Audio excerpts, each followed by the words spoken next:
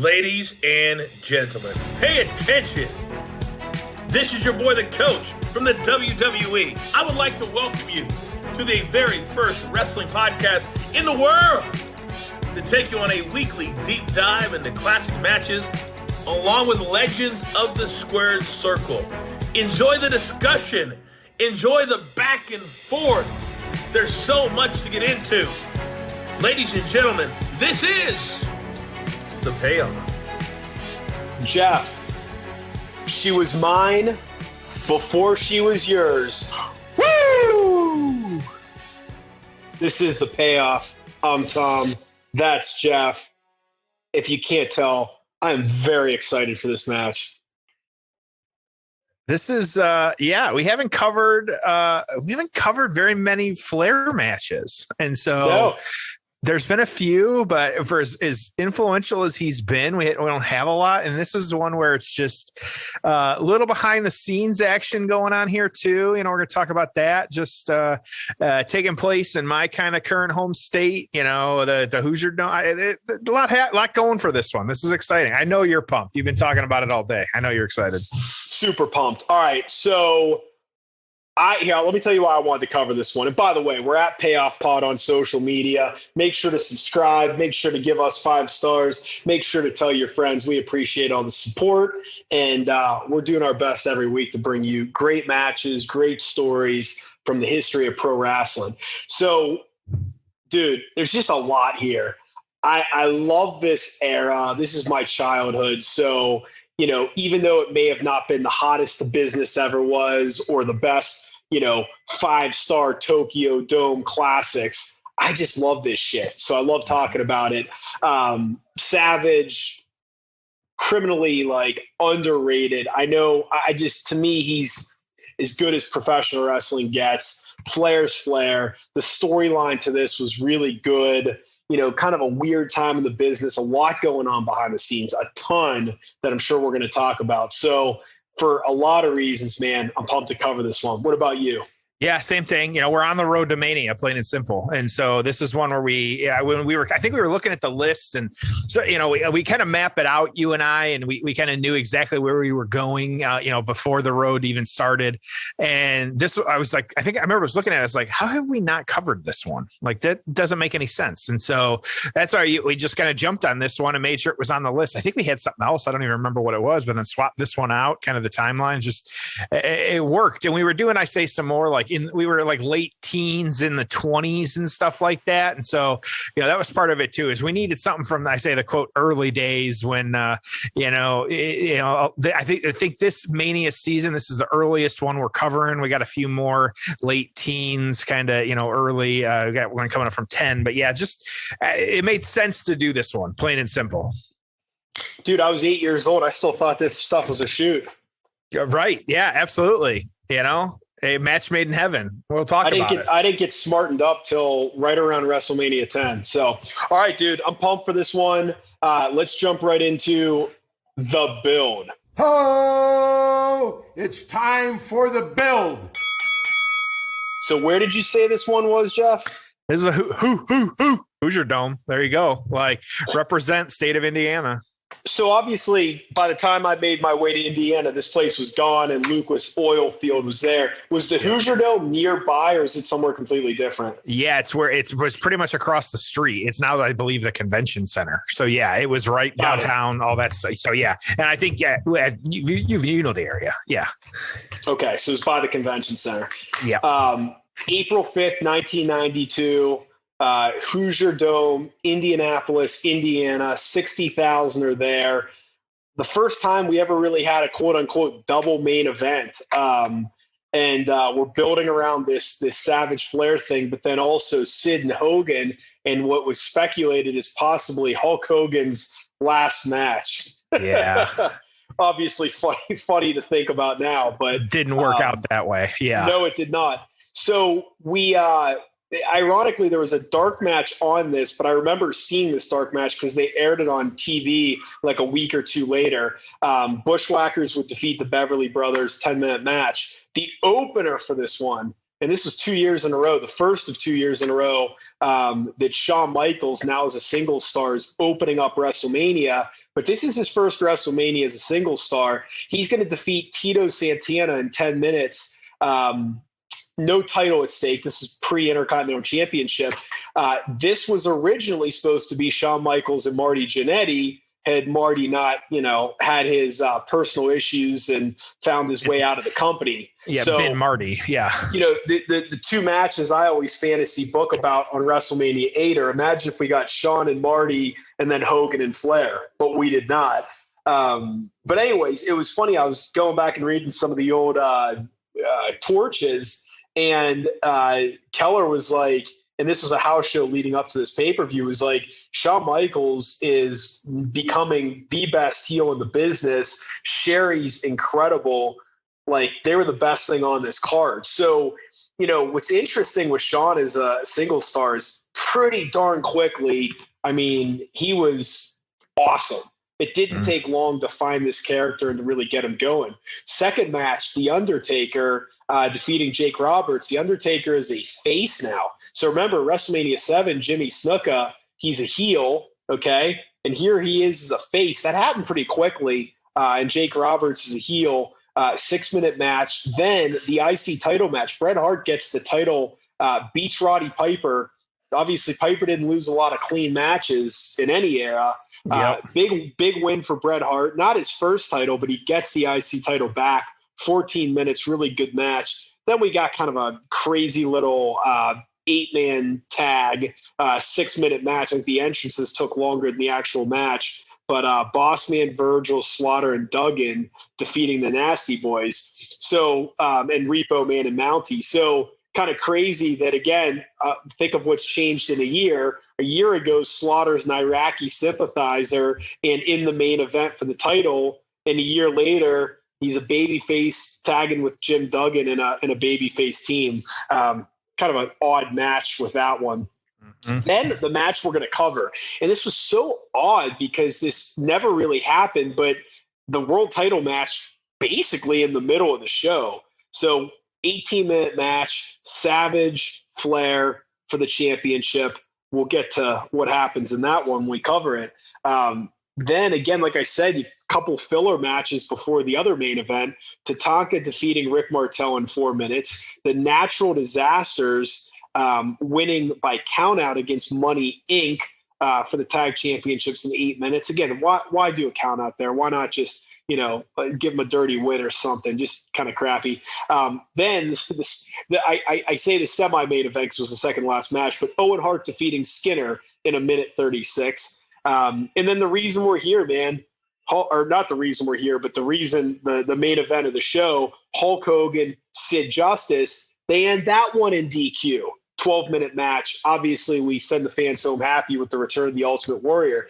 But, Jeff, this is one of the just weirdest shows in terms of the talent on it relative to what happened. So, you think you have Shawn Michaels and The Undertaker, but they're kind of in blah matches. You have Bret Hart and Roddy Piper. Gosh, could not have been the semi-main event.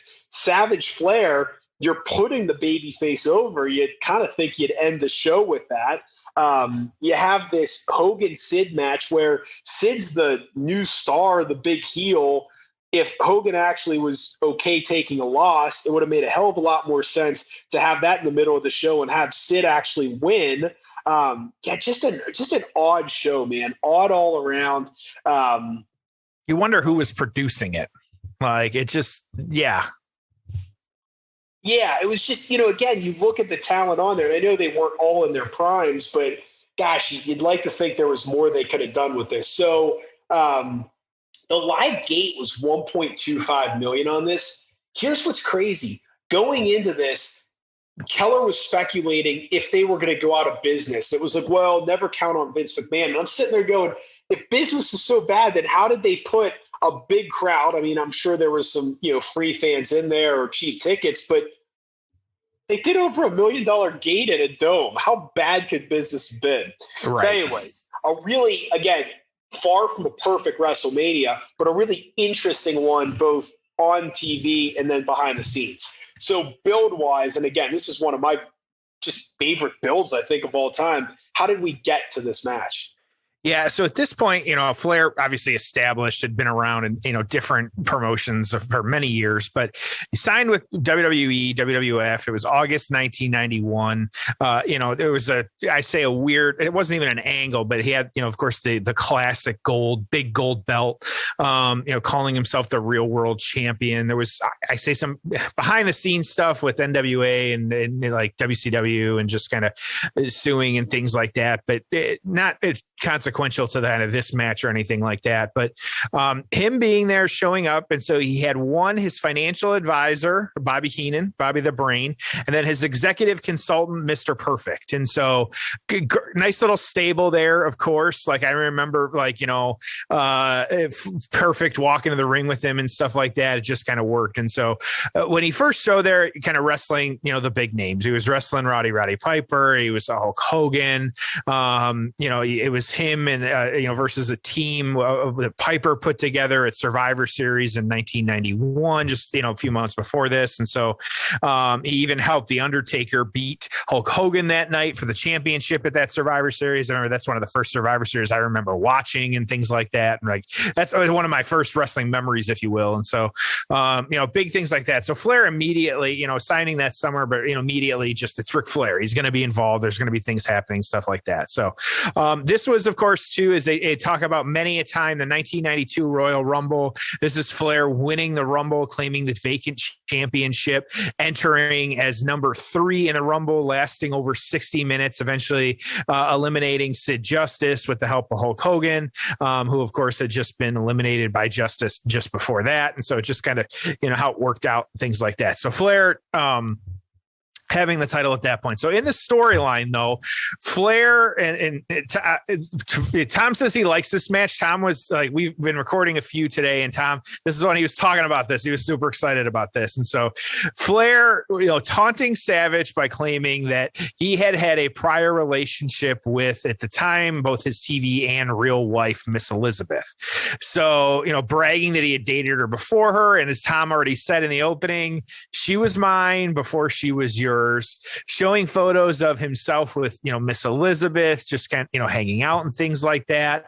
And this is, of course, which we haven't talked about it in, I feel like, months. The WWF magazine, printing the photos there as well too. Just kind of, dude. I remember getting the magazine in the mail, and it was like I still remember it. And it was the Flair and Liz pictures. It was like, wait a second, what's going on here? I mean, I was just, whatever the expression is, I'm trying to remember. Was it sink, line, and hooker, or whatever the sink, line, and hook? Yeah, whatever the expression is. I just hook, line, and sinker. Yeah, hook, line, and sinker. There you go. I bought this thing, ate it up, thought it was real. I mean, it was just peak fandom, man. Loved it. Yeah. And so, and that, imagine it's really, it's kind of like in the early days of there were no internet at this point, but how do you kind of sell a storyline? Like you use the magazine. And so that was hot. And so it's just one of those things that, and I'm sure somewhere online, we're going to have to look if like there's got to be a database of them all. But anyways, so you kind of having that and stuff like that. So where do you get for this? So, of course, we got the photos in the magazine and, kind of dealing with that, which we'll talk about what happened with that piece of it after in the aftermath. But, and two, part of it, they played into it as well as they said they were going to show nude photos of Miss Elizabeth at this WrestleMania, which that didn't come to fruition, but, just all part of it. And so, but, Savage, because of all this and, challenging Flair for the championship, which at the time was going to be like the double main event. And so this taking place like the 6th match out of 10, but kind of playing up the main event angle. But, who knows? So, but that's Flair kind of coming in. What was going on with Savage? What was his deal at this point? So he had actually, if his career's over. He had his career-ending match at WrestleMania 7. So what's going on with this one after losing to the Ultimate Warrior? And again, think of WrestleMania 7 versus 8. Savage is retired, quote unquote, but he's in the main event for the world title. Right. Warrior wins a prominent match, and he's not even on this card. He's out of the company. Slaughter, main event world champion, heel going in, babyface in some bullshit early match. The Rockers are a tag team. Now Shawn Michaels is by himself. Bret Hart was in a tag team. Now he's by himself, right? Sid, not on WrestleMania 7. Now he's on 8. Taker was a heel. Now he's a babyface. It's just Flair wasn't even around. He was in WCW. Isn't this crazy how much the company changed from 7 to 8? Yeah. And like just the shift, like not only like the personnel, but like you wonder, like, you know, what were they doing with the booking on this one? Just a ton happening, things like that. But, and so stuff going, behind the scenes on this one. So you've got, you know, the retirement of Savage, of course, you know, still, you know, it being with the company in the non-wrestling capacity, but, you know, changing the company, the Warrior actually getting fired. It was SummerSlam 91 that year. And so, you know, after WrestleMania. And so dealing with that, kind of that happening. One kind of note here is that while Savage was, quote, retired, he actually did wrestle a lot still. We may have not seen it necessarily. How they played it up in the storyline was because the Warrior allowed him to see out the final months of his contract before he could retire. And so just like we talked about a few weeks ago, I'm actually glad we did. Actually wrestled on some of those joint cards with the Super World of Sports SWS over in Japan. And so there was a little bit of that happening and you know, that stuff. And so primarily taking over that role as kind of the broadcaster and doing that. So of course we had the match made in heaven, the SummerSlam, you know, him starting a feud with Jake the Snake, of course, just the iconic, you know, the snake biting him and things like that. So dealing with that, his reinstatement came because of the feud with Jake the Snake. And so there's actually Jack Tunney, of course, everybody's favorite WWF president. You know, if I had to pick, he's who I'm going to pick, plain and simple. You know, reinstating him, there was a lot. It was reinstatement. That's the plan. Reinstate the Macho Man was the call on this one. So Flair had his, but, you know, he might have dated her first, but, you know, not even really involved in this picture, like kind of through the summer and things like that and kind of doing, you know, getting through that. But it was really summer through October and even into early 1992 before WrestleMania that he was like still feuding with Jake the Snake. And so having that, it was, go ahead.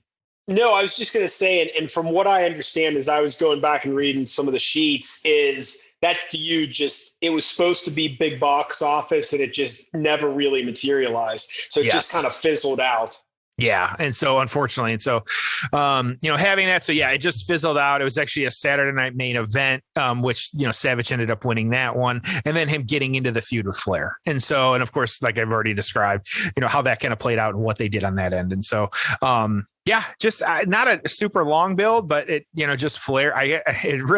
Flair being Flair and the persona that he had in both real life and in the ring, this just kind of made sense how we got here. And, you know, I behind the scenes, some of the Macho stuff, you know, there's a lot that happened behind the scenes that we'll talk about in the aftermath, but using her as part of the story, I'm sure was interesting because we know how he felt about her after watching, you know, some of the, especially the Dark Side of the Ring and, you know, hearing the stories and things like that. But, you know, so maybe, who knows, maybe a little bit of real world crossing over into this. We always say that's some of the better storylines. And at the time, who knows, but yeah, just good stuff. A lot happening.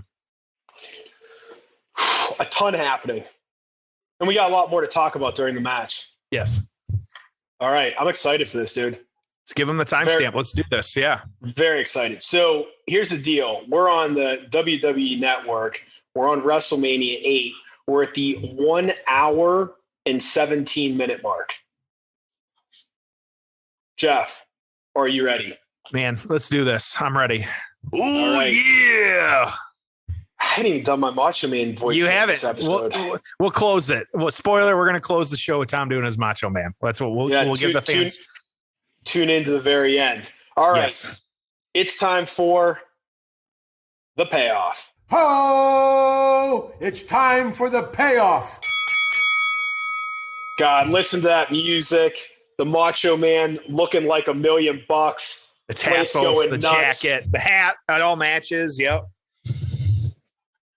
You got Mr. Perfect ringside at this point. Flair, Yep, going after him. Savage with that crazy ass look in his eyes that I love. As he always had. Yep. Everyone on their feet. Not a single person sitting. Yep. I mean, this is just great. I love the start of this match too. So Flair trying to escape up the ring entrance, and Macho just chasing after him, and now smacking hit Flair's head. And Perfect as well too, getting involved, pulling him off right out of the gate. Yep. And that Perfect was, I mean, he was such a good heel during this with this whole match. I mean, it still, as I watch this match, it still pisses me off what Perfect did during it. He was such a chicken shit annoying heel the entire match. It was so good.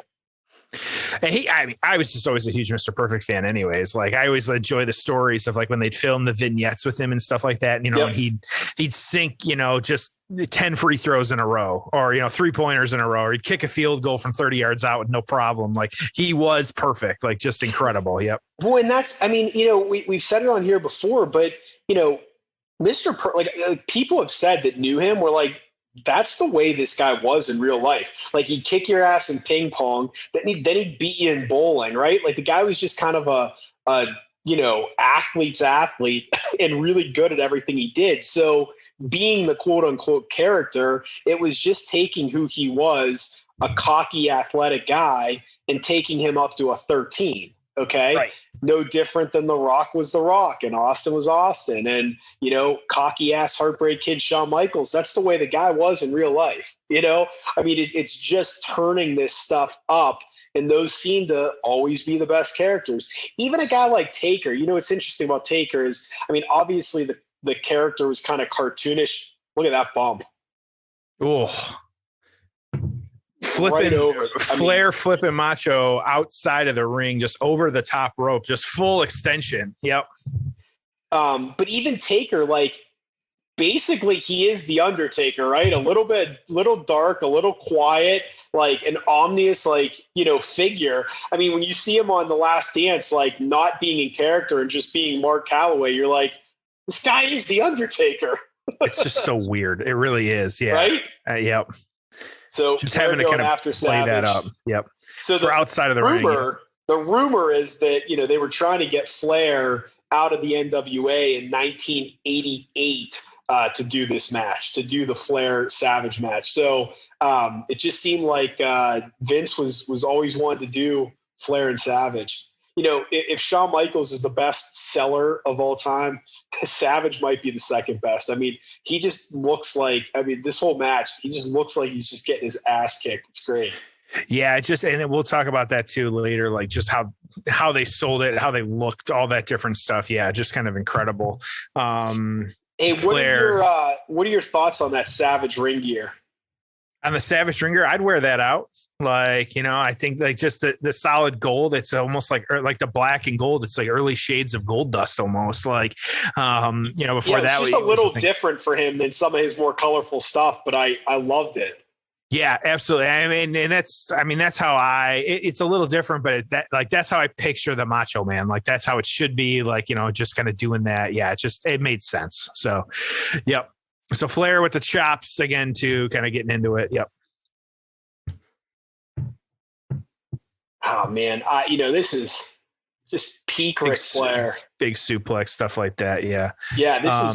These guys, I mean, they always worked well together, even when they, were in WCW later. It's weird because I always say I want Hogan Flair at this show, but we wouldn't have got this match. So, and who knows, Hogan Flair could have just been a complete disappointment. So, you covered it, but what did you think of the way they brought Flair in and some of the early stuff he did? Yeah, I think, it's almost interesting because when I was doing my research and kind of looking at Ric Flair, like, he was already, extremely well established at this point as Ric Flair. Kind of everybody knew who he was and things like that. And so I think it's like, him bouncing between promotions and stuff. I say bouncing, but like, it really wasn't. It's just his career's been so long and he's gone to different, places and things like that. It's just interesting to see how he's been used. And I think that, while the character has like the ego, I feel like he definitely was not on the level of like Hogan or something like that, where eventually, I feel like at the end there was so much creative control that he had to have. I think Rick is not necessarily, I'm sure there was some of that, but at least we don't hear about it as much as Hogan necessarily.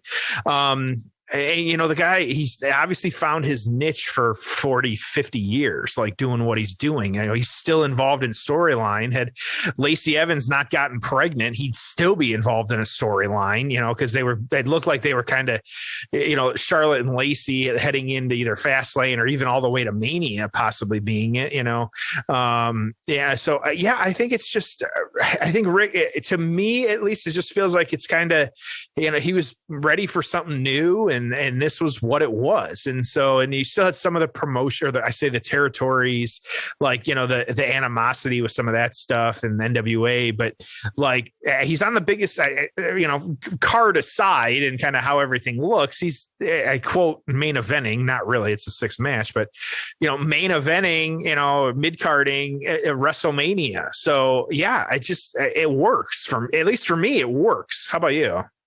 A couple things, just an observation, but it's just crazy that before WrestleMania 9, he was already out of the company. Exactly. He wasn't there that long. And I mean, I don't know if they didn't sign contracts then, or if, but it was like such a short time that he was even there. I mean, again, before WrestleMania 9, he's gone. Loser leaves town match to Mr. Perfect. But,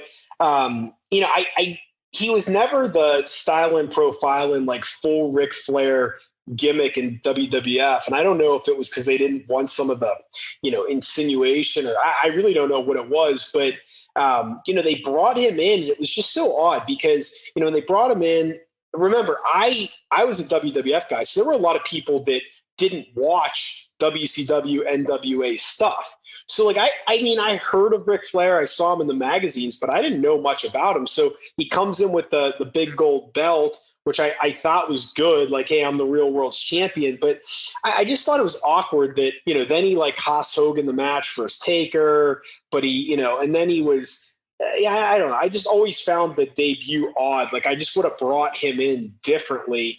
And I just think they should have built towards, him and Hogan is this dream match. And this was the biggest star in the South and however you wanted to do it. But I never understood that. And then, he gets the title pretty quickly. But I don't know, between the character development and the way they brought him in, I just didn't love it.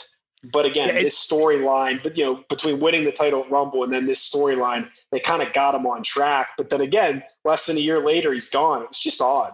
So, and I was actually going to save this for the aftermath because we keep kind of saying it and dancing around, not even dancing around, just saying it. That here's what I had in my notes for kind of how this played out was the original plan for the main event was the long-awaited bout between Ric Flair and Hulk Hogan for the WWF World Heavyweight Championship. The meeting between the two legends was even promoted on television in a mock press conference where WWF President Jack Tunney had announced Hogan as the #1 contender to Flair's Heavyweight Championship. Both Flair and Hogan had wrestled against each other in several house show matches and a televised tag match, but not in a televised main event singles match. WrestleMania 8 was changed to the double main event with Hogan wrestling Sid Justice while Flair wrestled Randy Savage. For storyline purposes, Sid Justice lobbied to wrestle Hulk Hogan due to tensions starting between the two at that year's Royal Rumble, where Hogan was eliminated by Sid Justice. This maneuver on Sid's part led Hogan to helping rival Ric Flair eliminate Justice and not only win the Rumble, but the championship in the process. And so, in that one, I couldn't, that's what I found on this. And I've got like some other notes for after the fact, but like, it really like, who knows, it really, did Hogan not want to wrestle Flair? Like, and because this was it. Like he was in WCW and stayed there for a long time after this. Oh, I know.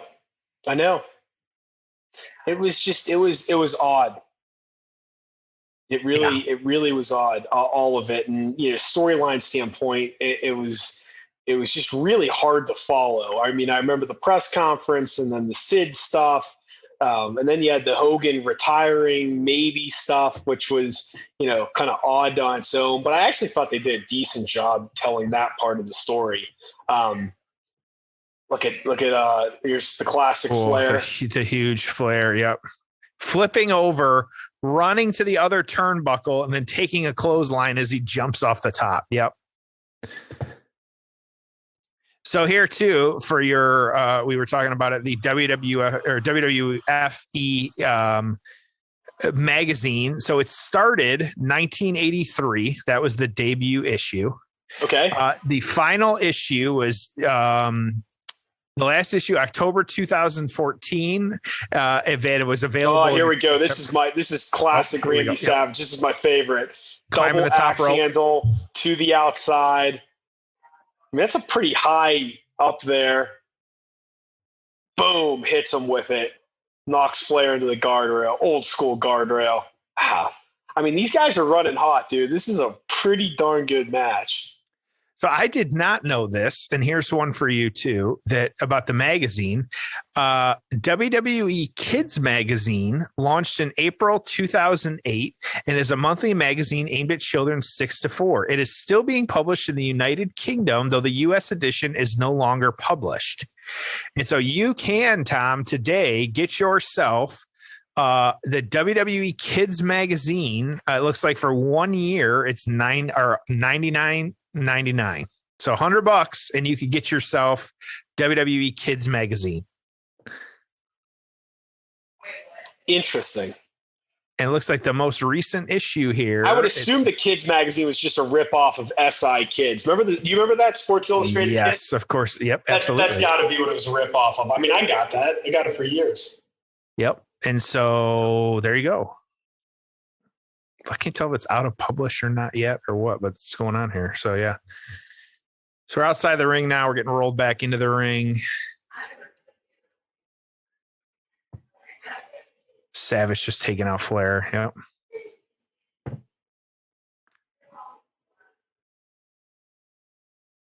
Interesting. I'm silent here because I'm flipping through to see what the Kids Magazine has, and it's still being published. Interesting enough, it looks like the most recent cover was Roman, Drew, and Bianca Belair. There you go. You get a little gift bag too with it if you sign up. So there you go.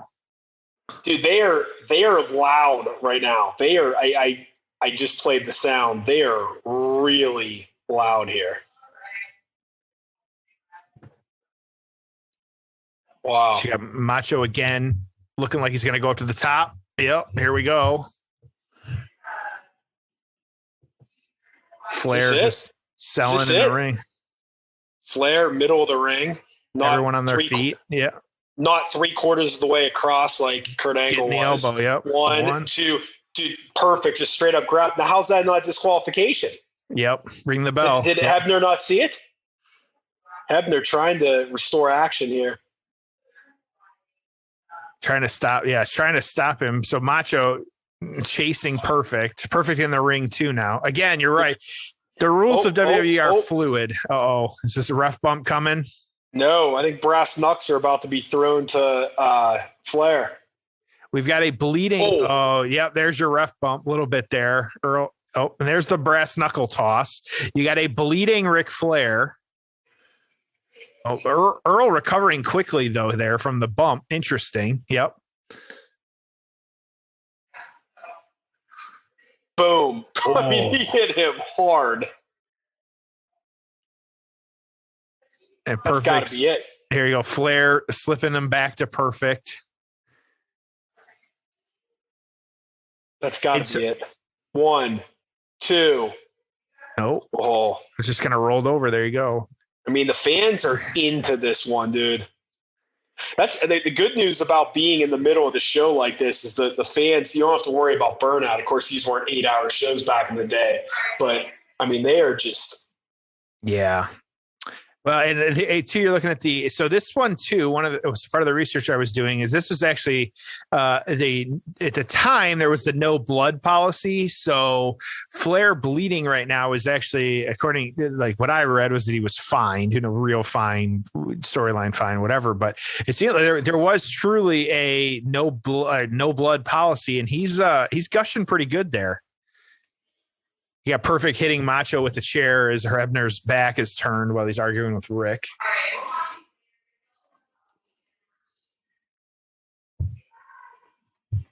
And here you go. And Miss Elizabeth now running out to the ring. Is this another Hebner? Yep.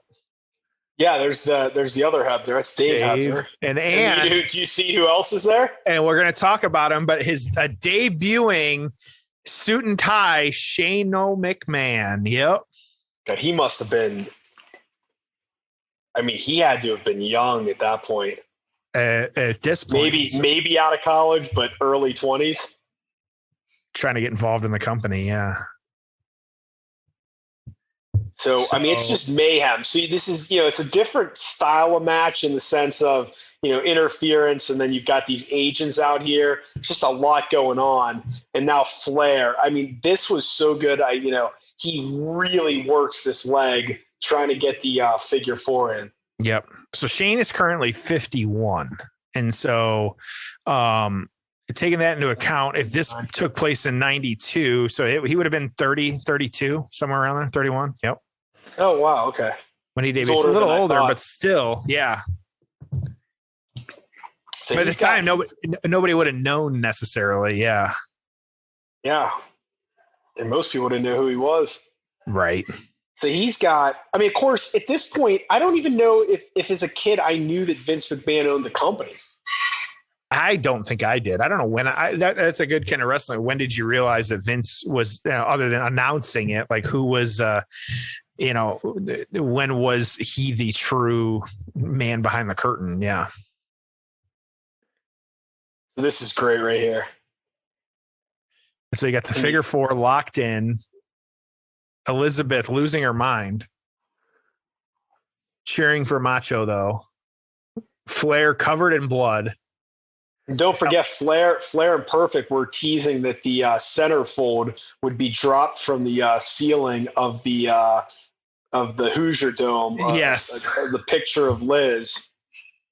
The nude photo. Yeah. Can't forget that. Yep. Of course. So being a part of this. Yep. Dude, I mean, the fans are into this one, man. There's no question about it. It's Macho selling the leg after breaking the figure 4. Yep. It's just even from like, one small two. package. Oh, you tried it. Yep. Don't see it all the time, but that's where sometimes you just got it. Fans popped real hard on that one. Yep. Kind of jumping back up. And so again, what is the focus on Elizabeth? Perfect's the one that's been involved on this one. You think the officials would go over there and have a word with Mr. Perfect standing over there?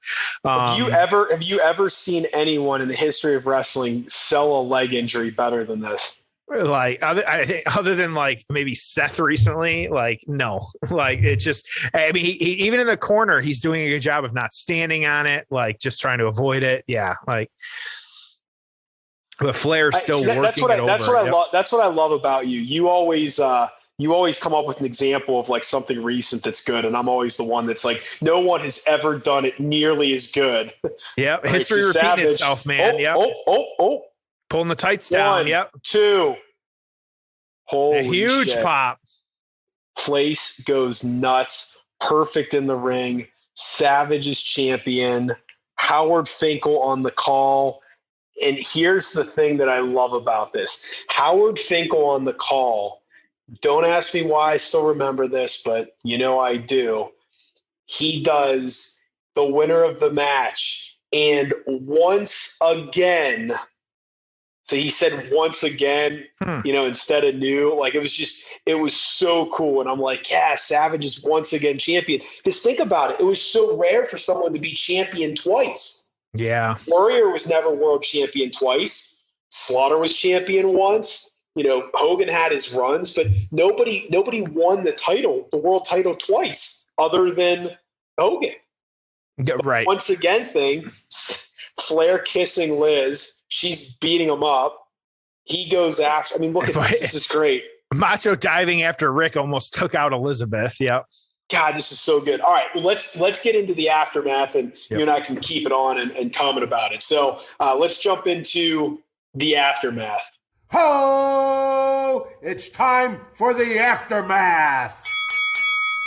All right, what do you think?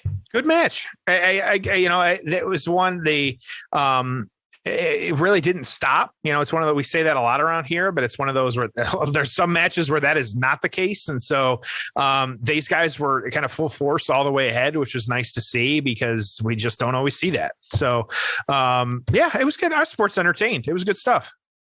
How about yourself? Great. Even better than I remember. I mean, I knew the place went crazy at the end, but I did not. It was a better match than I expected to. I remember. What I remember at the time, like the interference, like driving me nuts. But as I watch it back, I mean, it was a different style of match. There was a lot of craziness happening, but that's kind of what made it fun. Is that you're like, oh, Savage is going to get screwed in this, and then he ends up winning it. So. I'll save it for my payoff score. I had some other stuff, but I'll save it. So what happened after this match? Yeah. So what you got here is we're kind of, at least I'm still watching. I don't know if you are or not. You had, of course, after, pinning Flair, Flair cornering Elizabeth, kissing her, Elizabeth just, kind of slapping him away and stuff like that. Now you've got, and then Savage beating up Flair, but now they're still restraining Savage in the ring at this point too. Flair and Perfect have kind of left. And so, but they're, he's kind of fighting him away. Elizabeth is standing there too. And so, here's the weird thing too, that like this was really her, like Elizabeth was done at this point. And so it was really only like a couple weeks later where she made one of her last appearances, which it would have been the the UK Rampage pay-per-view where we've talked about before, where Savage defending the title against Shawn Michaels. Now, as we all know, like these two had actually separated in real life. And so, but still playing up the story, still together and things like that. And so interesting. Now the Savage Flair feud really continued. Just not a ton, but of course it was revealed that, the published photos were doctored and that they were just of Savage and Elizabeth at that point. And really after that, other than that kind of reveal, and then later, while, they were separated and then like the divorce was of course announced in the WWF magazine again, like later that year, 1992, which was odd because that's one of the few times where they kind of, broke kayfabe and we kind of knew what was going on, and then never referenced again. But Savage really like taking on the Ultimate Warrior after this and kind of, the two of them actually being the Ultimate Maniacs for a while, the tag team, not long lived, but then, Warrior, because he was the number one contender for the title at that point, you had the guys kind of going at it again and kind of dealing with that. And so the two of them having a match SummerSlam 1992 though. Oh, so, and that was terrible because they did this stupid thing where, first of all, Savage Warrior, two baby faces. Okay. And then you had two more baby faces with Brett and Davey in the main event. But this Savage Warrior thing, it just made no sense. It was like, oh, what corner are Flair and Perfect going to be in? But then they didn't. They just kind of did a double, schmoz finish. And then, it was just terrible. And then why wasn't Flair wrestling on that show? Like you're trying to fill Wembley Stadium. I don't think he was hurt because he was still wrestling not that long after. And he beat Savage for the title and then he lost it to Brett. And, I just did the booking all of this year was just horrendous. Yeah, it's weird looking back, and it's interesting because the only we will not be adding that match to our list. We did cover the Bret Hart Bulldog match from that card, though, that SummerSlam. But just weird. And so, but that one too, like Savage lost that match, like the Warrior, it was by count out. And so, and again, Flair and Perfect getting involved in that one too. And so it's just kind of weird though. And so, and then Savage eventually losing the title to Flair after Razor Ramon got involved. And so, just kind of dealing with that. And so at the end of this, it was actually 1994 where Savage just kind of, he had some other things, going on and stuff like that, but his contract expired, left to sign with WCW. Just kind of, it's just weird how it all played out. Now, like I said a little bit here, how the card was supposed to play out, but like you said, the Hulk Hogan Justice match was billed as Hogan's last match, which actually just took some time off because this is when the steroid scandal was breaking. We talked about the no blood policy and stuff like that. And then the debut of Shane McMahon too. So just, it just really, while the feud kind of continued and they were still, like I like to say, like they were in each other's realms and like kind of universe, it just nothing really like, jumped off the page for what was happening and what was going on. Yeah. Thoughts? There's some stuff I love about this one. There's some stuff I hate about this one. I think it's that simple. Yeah. So getting into the rankings, kind of what we've got going on here. So we got Savage was 2, Flair was 3. This was the number 2 feud of the year. I actually don't know what the number 1 was, but so number 2. They kind of write-ups on this one. And so, the first time the WWF title was this is 411 Mania again, because I've kind of been using them recently, so we're going to stick with it. The first time the WWF title was in the mid card, big time intensity to this one. Randy Savage was on fire to start, but a well-timed Ric Flair back body drop to the outside swung the momentum, which that's where Tom and I both had our reaction on that one of sorts. Kind of jumping around here a little bit. He made sure Savage looked incredible, even if Savage didn't need help to do so.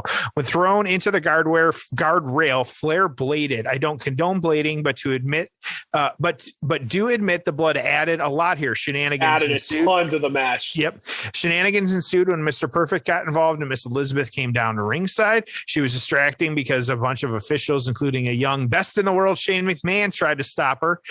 Savage survived a chair shot and Mr. Perfect interference for rolling up Flair with a handful of trunks for the win in 18 minutes. Great match that had exactly the kind of animosity you want in this situation. They're 2 of the best ever to do it for a reason. 4 and a 4th star. And so, okay. So, and then Observer newsletter on this one.